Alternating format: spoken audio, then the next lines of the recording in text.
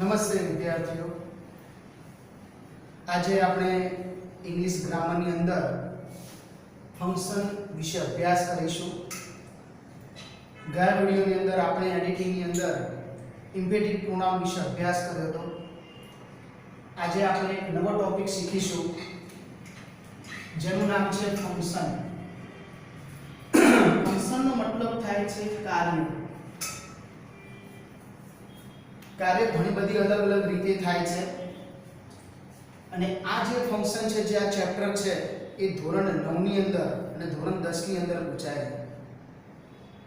તો જોઈએ એની અંદર ફંક્શન જે આ ચેપ્ટર આપણે શીખીશું એની અંદર કેટલા ભાગ પડે છે. એ તો પહેલું તમારે પૂછાય છે ધોરણ 9 ની અંદર મેચ A with B એવું પૂછાય છે. Match A with B. એમાં શું હોય કે તમને એક વાક્ય આપેલું હોય છે અને એ વાક્યની સામે તમને ફંક્શન લખેલા હોય, જેમ કે ડિસ્ક્રાઇબિંગ કમ્પેરિઝન હોય, એક્સપ્રેસિંગ ફ્રીક્વન્સી એન્ડ મેનર્સ હોય, કે પછી એક્સપ્રેસિંગ પોસિબિલિટી, એબિલિટી, ઓબ્લિગેશન હોય, ઘણા બધા છે. ડિસ્ક્રાઇબિંગ કોન્ટ્રાસ્ટ હોય, રિઝલ્ટ હોય, રીઝન હોય, આપણે ઘણા શીખવાના છે, બરોબર. ફંક્શન તો સામે મેચ A with B, સામે તમને એક વાક્ય આપેલું છે. એ વાક્યને એને ધ્યાનમાં રાખી એને સમજીને તમારે સામે જે બી ઓપ્શન આપેલું છે આપણે સામે, એની અંદર તમને ઓપ્શન આપવામાં આવેલા છે, એમાંથી તમારે ફંક્શન શોધવાનું. એટલે 9મા ધોરણમાં 2 ગુણનું પૂછાય છે, મેચ A with B, અને ધોરણ 10માં 3 ગુણનું પૂછાય. એના પછી complete the sentence using function. complete the sentence using function. તમને વાક્ય આપવામાં આવેલું છે, થોડીક શરૂઆત કરેલી છે, તો બાજુ પાછળ ડોટ ડોટ ડોટ કરેલું છે અને કૌંસમાં લખેલું છે કે describing alternative, describing choice, describing time, describing location, describing past events, એટલે કે ભૂતકાળનું પ્રસંગ. એટલે આવી રીતે આપણને ફંક્શન આપેલું હોય પાછળ. વાક્ય થોડુંક શરૂઆતમાં લખેલું હોય, બરોબર, અને એના પછી આપણે વાક્ય પૂર્ણ કરીને આપણે બનાવવાનું હોય. એટલે એ પણ ધોરણ 9 ની અંદર 2 ગુણનું આવે છે અને ધોરણ 10 ની અંદર 3 ગુણનું આવે છે. આ ધોરણ 9 માટે, આ ધોરણ 10 માટે. એના પછી છે complete the dialogue.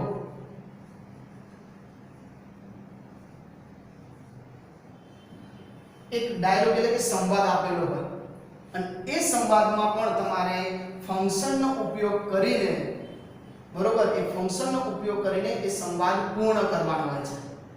ધોરણ 9 ની અંદર 2 ગુણનો આવે છે અને ધોરણ 10 ની અંદર 3 ગુણનો આવે. એટલે આ ફંક્શન ચેપ્ટર જો તમને આવડી ગયું તો આપણને ઘણો બધો ફાયદો છે. કારણ કે જે બીજું ધોરણ 9 ની અંદર 6 માર્ક્સનું છે, ધોરણ 10 ની અંદર 9 માર્ક્સનું છે. એટલે કે 9માં જો આપણે આ ચેપ્ટર સંપૂર્ણપણે તૈયાર કરી લઈએ તો 10મા ધોરણની અંદર પણ આપણે ફાયદો થાય છે. સાથે સાથે 11 12 ની અંદર પણ ફંક્શન પૂછાય છે, બરોબર. એટલે એનો આગળ પણ આપણને ઉપયોગી બને છે આ ફંક્શન ચેપ્ટર. તો ફંક્શન ચેપ્ટર વિશે આપણે થોડી માહિતી મેળવી લીધી કે કેટલો એનો ગુણભાર છે, એમાં શું આવે છે, બરોબર. હવે આપણે શરૂઆત કરીશું. પહેલું ફંક્શન છે describing the present, past and future action અથવા ઇવેન્ટ. એટલે કે વર્તમાન, ભૂતકાળ અને ભવિષ્યની ક્રિયા અથવા કોઈ બનાવ, ઘટના, પ્રસંગ એવું તમારે બતાવવાનું થાય ત્યારે તમે શેનો ઉપયોગ કરશો, જોઈએ. એટલે તો કે વર્તમાન, ભૂતકાળ અને ભવિષ્યની કોઈ ક્રિયા, બનાવ, ઘટનાનું વર્ણન કરવા માટે આ વપરાય છે, બરોબર. am, is, are, was, were, have, has, had, do, does, did, shall, will, આ બધા શબ્દોનો ઉપયોગ કરીને તમે વાક્ય બનાવી શકો છો. આમાં કેવું હોય કે તમને ના કીધું પહેલા તો કોઈ વાક્ય આપેલું હોય અને એ વાક્ય બનાવીની અંદર તમને ભૂતકાળની ક્રિયા બતાવેલી હોય કાં તો વર્તમાનની ક્રિયા બતાવેલી હોય. સામે આપણે મેચ A with B માં આપણે શોધવાનું, તો તરત તમે વાક્ય વાંચશો તરત તમને ખબર પડી જશે કે આમાં વર્તમાનની ક્રિયા બતાવી છે. એટલે સામે આપણે શું શોધવાનું કે ડિસ્ક્રાઇબિંગ પાસ્ટ ઇવેન્ટ, કાં તો ડિસ્ક્રાઇબિંગ પ્રેઝન્ટ ઇવેન્ટ, કાં તો ડિસ્ક્રાઇબિંગ ફ્યુચર એક્શન. તમારી જે ક્રિયા છે, તમને જે વાક્ય આપેલું છે એ વાક્યને જો તમે સમજશો તો આ ચેપ્ટર સહેલું પડે. આની અંદર તમને કેટલું વસ્તુ આવડતું હોવું જોઈએ? જે તો ટેન્સીસ, કાર્ડ તમને ખાસ આવડતા હોવા જોઈએ. બીજું કન્જક્શન, અને ત્રીજું પ્રેપોઝિશન. બીજું તો છે ડિગ્રી ઓફ કમ્પેરિઝન છે, જેમ કે લખ્યું ડિસ્ક્રાઇબિંગ કમ્પેરિઝન, સરખામણી કરવા. તો ગ્રામરમાં એવું છે કે તમારે એકબીજા સાથે ગ્રામરના બધા પોઈન્ટ જોડાયેલા છે. તમે એક પોઈન્ટ કરશો ને એક પોઈન્ટ નહીં કરો તો એવું નહીં ચાલે. તમને ટેન્સીસ નહીં આવડે તો તમે આના વાક્ય નહીં બનાવી શકો. મેં કીધું ને, મેચ એવી બી આવડી ગયું, પણ શોધતા આવડી ગયું, પણ વાક્ય બનાવતા નહીં આવડે. વાક્ય બનાવતા ક્યારે આવડે? કે જ્યારે તમને ટેન્સીસ કાર્ડ ઓળખતા હશો તો, તમને કન્જક્શન આવડતા હશે તો, બરોબર, અને તમને પ્રેપોઝિશન કે પછી ડિગ્રી ઓફ કમ્પેરિઝન તમને આવડતું છે તો તમે વાક્ય બનાવી શકશો. હવે આગળ વધીએ આપણે. ખાલી સામાન્ય બનાવીએ, સાદો વર્તમાનકાળનું બનાવીએ કે ચાલુ વર્તમાનકાળનું બનાવીએ, આમાંથી જે બનાવે આપણે બનાવી શકીએ. કારણ કે મારે અહીંયા કોઈ લખવાની જરૂર નથી. V1 કે વર્બ SES IS ભૂતકાળની ઘટનાઓ બનાવીશું. જેમ કે જુઓ, પહેલું વાક્ય બનાવજો કે I go to school. હું શાળાએ જઉં છું. આ વર્તમાનની ક્રિયા બતાવી. She went to temple. તેણી મંદિર ગઈ. તો મંદિરે એની જવાની ક્રિયા પૂર્ણ થઈ ગઈ. આમાં જુઓ વર્તમાન છે, આમાં ભૂતકાળ છે. મારે એમિઝાનો ઉપયોગ કરવો હોય તો પણ હું એમિઝાનો ઉપયોગ કરીને પણ વાક્ય બનાવી શકું છું. ખ્યાલ આવી ગયો? જેમ કે I am writing a letter. હું પત્ર લખી રહ્યો છું. હું એક પત્ર લખી રહ્યો છું. I am writing a letter. હું એક પત્ર લખી રહ્યો છું. પણ આમાં ખાસ ધ્યાન મેળવજો, તમને જો ટેન્સ આવડતા હશે, કાર્ડ આવડતા હશે તો તમે વાક્ય બનાવી શકશો. આમાં જો બે, આમાં વર્તમાન બતાવ્યો, સાદો વર્તમાન કાળ, આમાં સાદો ભૂતકાળ બતાવ્યો, આમાં ચાલુ વર્તમાન કાળ બતાવ્યો. મારે ડુ ડઝ નો ઉપયોગ કરી મારે નકારે બનાવવો તો હું બનાવી શકું. ખ્યાલ આવી ગયો? જેમ કે એક વાક્ય એવું બનાવી દઉં, એક નકારનું બનાવી દઈએ આપણે. She does not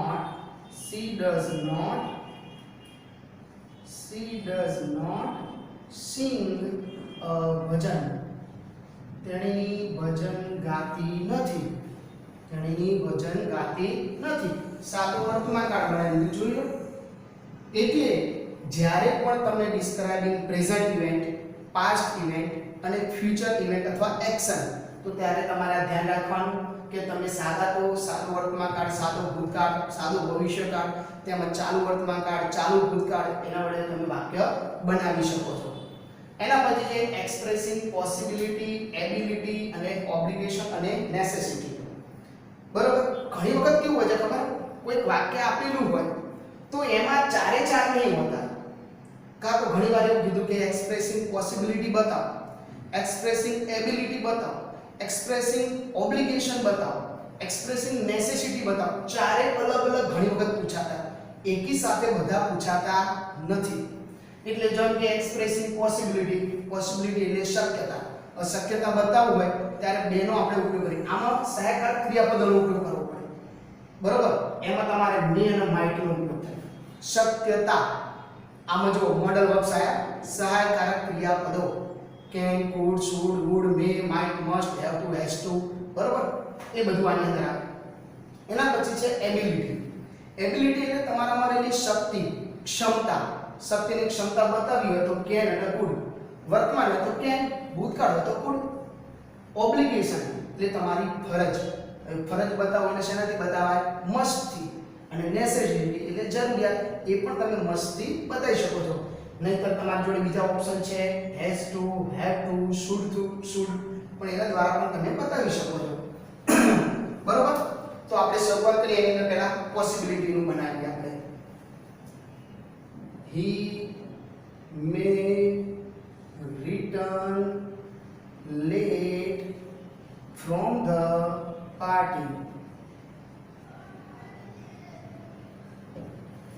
તે પાર્ટીમાંથી મોડો પાછો આવશે, પણ ક્યારે આવશે જો શક્યતા. હું કોઈ પ્રોપરલી કોઈ એમને નથી કહેતો કે 8 વાગે 9 વાગે કે 10 વાગે, બરાબર. ઇટ મે રેઇન ટુનાઇટ, આજે રાત્રે વરસાદ થશે, પણ હું નક્કી નથી કહેતો કે વરસાદ થશે. એની શું બતાવી મેં શક્યતા, કેટલા ટાઈમ એ બધું. પછી એબિલિટી, તો એબિલિટી બતાવે તમારા મળીને શક્તિ. આઈ કેન સ્પીક ફ્રેન્ચ, હું ફ્રેન્ચ બોલી શકું છું. આમાં રહેલી તમારી શક્તિ, તમારી ક્ષમતા. I can lift a heavy box, હું ભારે ખોખો ઉચકી શકું છું. તો એમાં રહેલી તમારી શક્તિ, બરાબર. એના પછી છે ઓબ્લિગેશન, તમારી એક ફરજ આપણે. હવે ફરજ આપણે બતાવીએ તો કહીએ કે you must obey your parents, તમારે તમારી માતા પિતાનું આજ્ઞાનું પાલન કરવું જ જોઈએ. મસ્ટ શું બતાવે છે? ફરજિયાત પણ બતાવે છે, નેસેસિટી પણ આવી જાય અને ઓબ્લિગેશન એક તમારી ફરજ પણ આવી જાય. જેમ કે આપણે બીજું પણ બનાવીએ, we should obey the teacher, આપણે શિક્ષકને માન આપવું જોઈએ, એમનું માન આપવું જોઈએ, એમને આદર આપવો જોઈએ. તો એમાં પણ તમે શ્રુતિ બતાવી શકો છો. હજુ એક પણ બીજું બનાવીએ. આ તો આપણે શોધવું કે you have to reach office in time, તમારે સમયસર ઓફિસે પહોંચવું જોઈએ. ફરજિયાત પણ બતાવે છે. આજે હેવ ટુ, હેઝ ટુ, બરોબર. આમાં શુડનો પણ ઉપયોગ થઈ ગયો. તો જોયા આપણે આ ઉદાહરણ, બરોબર, કે જેની અંદર પોસિબિલિટી શક્યતા, એબિલિટી શક્તિ ક્ષમતા આવી ગઈ, ઓબ્લિગેશન ફરજ પણ આવી જાય છે અને નેસેસિટી આપણી જરૂરિયાત પણ આવી જાય છે, બરોબર. એના પછી છે એક્સપ્રેસિંગ ફ્રીક્વન્સી એન્ડ મેનર્સ, આવૃત્તિ અને રીતભાત વ્યક્ત કરવા. આ ક્યારે વપરાય? મતલબ કે કોઈ ક્રિયા કેટલી વાર થાય છે, તે દર્શાવવામાં આવે છે. તો એના માટે કેટલાક શબ્દો છે.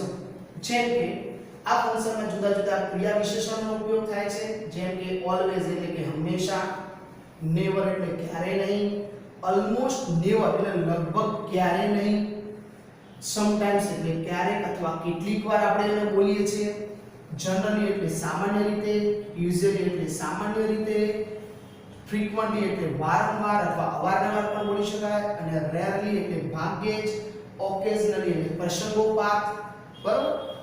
આવા શબ્દો જે છે એટલે મતલબ આ ક્રિયા વિશેષણો મોટે ભાગે આ શબ્દો કરતા પછી આવે છે, અથવા કેટલાક શબ્દો વાક્યની શરૂઆતમાં પણ મુકાય છે.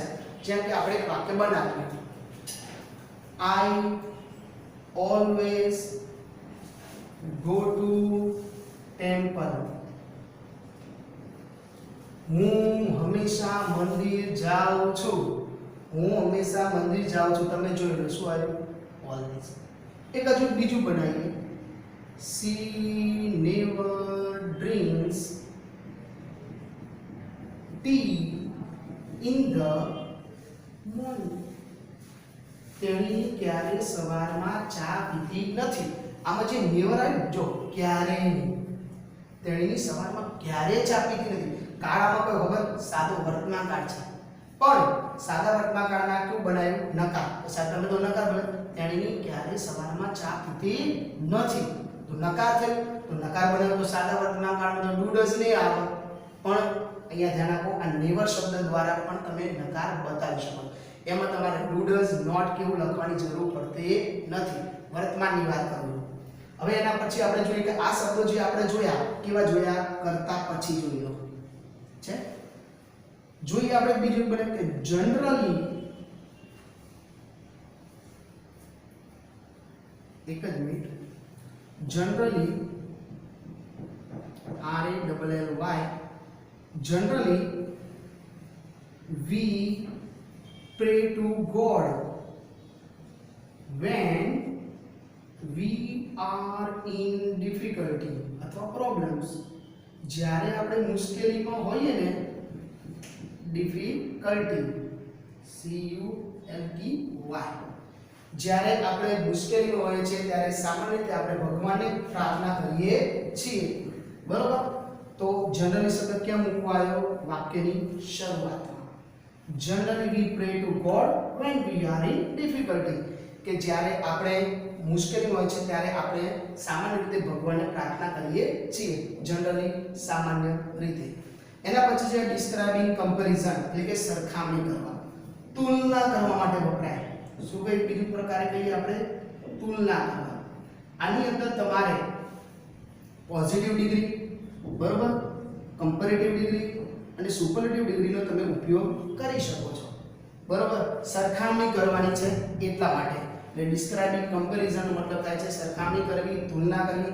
આપણે જોઈએ બે ઉદાહરણ. Ram is as clever as શ્યામ. રામ એ શ્યામ જેટલો જ હોશિયાર છે. રામ એ શ્યામ જેટલો જ હોશિયાર છે. પોઝિટિવ ડિગ્રી બનાવી. બીજું એક બનાવીએ. Sita is taller than Gita. Sita એ ગીતા કરતા ઊંચી છે. એટલે આની અંદર આ ફંક્શનની અંદર તમારે શું આવડતું હોવું જોઈએ? તમને degree of comparison. Degree of comparison આવડતી હોય તો તમે આની અંદર વાક્ય બનાવી શકો છો. તો વિદ્યાર્થીઓ, આજે આપણે 4 ફંક્શન જોયા. પહેલું ફંક્શન જોયું ડિસ્ક્રાઇબિંગ ધ પ્રેઝન્ટ, પાસ્ટ અને ફ્યુચર એક્શન, એટલે કે ઇવેન્ટ એની અંદર આવી જાય. બીજું જોયું આપણે એક્સપ્રેસિંગ પોસિબિલિટી, એબિલિટી, ઓબ્લિગેશન અને નેસેસિટી. ત્રીજું જોયું આપણે એક્સપ્રેસિંગ ફ્રીક્વન્સી એન્ડ મેનર્સ. એની અંદર આ શબ્દોનું ખાસ ધ્યાન રાખવાના અને એના શબ્દોનો ઉપયોગ કરીને વાક્ય બનાવવાનું છે. ચોથામાં છે ડિસ્ક્રાઇબિંગ કમ્પેરિઝન, એટલે કે સરખામણી અથવા તુલના કરવા, બરોબર? અને તુલના કરવામાં શેનો ઉપયોગ કરવાનો છે? Degree of comparison. તો આ 4 જે આપણે ફંક્શન ચલાવ્યા છે, આ 4 ફંક્શન તમારા નોટબુકની અંદર સારા અક્ષર લખી અને સમજી લેવા. પ્રણામ.